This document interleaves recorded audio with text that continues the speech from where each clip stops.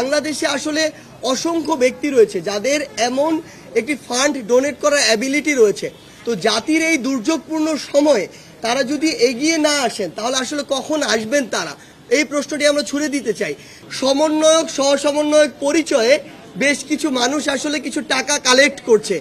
আমরা সরাসরি বলছি এটির সাথে আমাদের কোনো সম্পৃক্ততা নেই এবং আমরা স্পষ্ট করে বলেছি আমরা কোনো টাকা স্পর্শ করতে চাই না। আমাদের বৈষম্য বিরোধী ছাত্র আন্দোলনের পক্ষ থেকে আজকে এই স্বাস্থ্য বিষয়ক একটি উপকমিটি করা হয়েছে, কারণ আমরা দেখছি যে লেভেলে আসলে তদারকি নির্দিষ্ট কিছু ক্ষেত্র থেকে বা সরকারের জায়গা থেকে হওয়া প্রয়োজন, সেই জায়গায় কিছু মিসম্যানেজমেন্ট হচ্ছে। পাশাপাশি আমরা দেখছি যে বিভিন্ন জায়গায় স্টুডেন্টের নাম করে হোক, সমন্বয়ক সমন্বয়কের নাম করে হোক, বিভিন্ন জন আসলে এসে এমন একটা পরিবেশ সৃষ্টি করছে যেটা আসলে ইনফেকশনের সম্ভাবনা ক্রিয়েট করছে।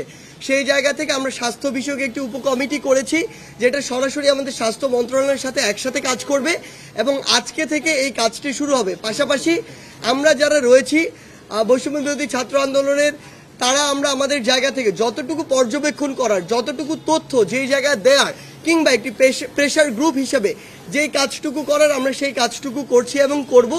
আরেকটি জিনিস আপনাদেরকে জানিয়ে রাখি, সেটি হচ্ছে যে এই যে আজকে আসুন্নাহ ফাউন্ডেশন এগিয়ে এসেছেন এবং তারা আমরা আশা করছি যে তারা 10 কোটি টাকার একটি যে ফান্ড সেটি আসলে আমাদের যে আহত ভাই বোনরা তাদের জন্য নির্ধারণ করেছেন, এটি আরও বাড়তেও পারে। সেই জায়গা থেকে বাংলাদেশে আসলে অসংখ্য ব্যক্তি রয়েছে যাদের এমন একটি ফান্ড ডোনেট করার অ্যাবিলিটি রয়েছে। তো জাতির এই দুর্যোগপূর্ণ সময়ে তারা যদি এগিয়ে না আসেন তাহলে আসলে কখন আসবেন তারা, এই প্রশ্নটি আমরা ছুড়ে দিতে চাই। সেই জায়গা থেকে আমরা মনে করি এটি আসলে প্রচার প্রসারের কোনো জায়গা নয়, এটি হচ্ছে নীরবে কাজ করার জায়গা। আমি সে সকল মানুষদেরকে অনুরোধ করব, আপনারা যদি এগিয়ে আসতে চান আমাদের সাথে আপনারা যোগাযোগ করুন।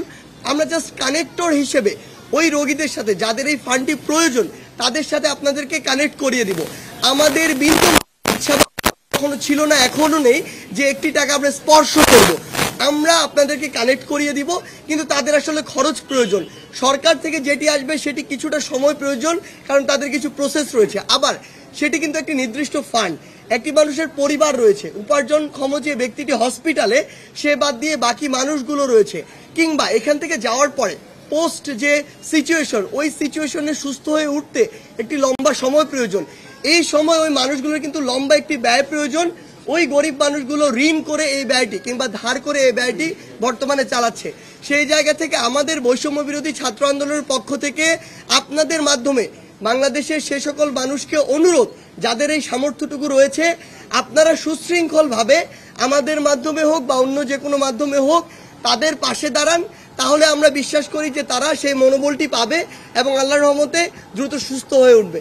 আচ্ছা, আরেকটি জিনিস যেটি আমরা আসলে গত 2 দিন লক্ষ্য করেছি, 2টি জায়গা আমরা দেখেছি, সেটি হচ্ছে যে সমন্বয়ক সহসমন্বয়ক পরিচয়ে বেশ কিছু মানুষ আসলে কিছু টাকা কালেক্ট করছে। আমরা সরাসরি বলছি এটির সাথে আমাদের কোনো সম্পৃক্ততা নেই এবং আমরা স্পষ্ট করে বলেছি আমরা কোনো টাকা স্পর্শ করতে চাই না। সেই জায়গায় আমরা আপনাদেরকে বলবো যে এভাবে টাকা দেওয়ার প্রয়োজন নেই, বরং কেউ যদি এই জিনিসটি করে যে রোগীর সাথে আপনাকে কানেক্ট করিয়ে দেয় এবং রোগীকে সহযোগিতা আপনি সরাসরি করবেন এই বিষয়টিতে সহযোগিতা করে, তাহলে আপনারা তাদেরকে সহযোগিতা করতে পারেন।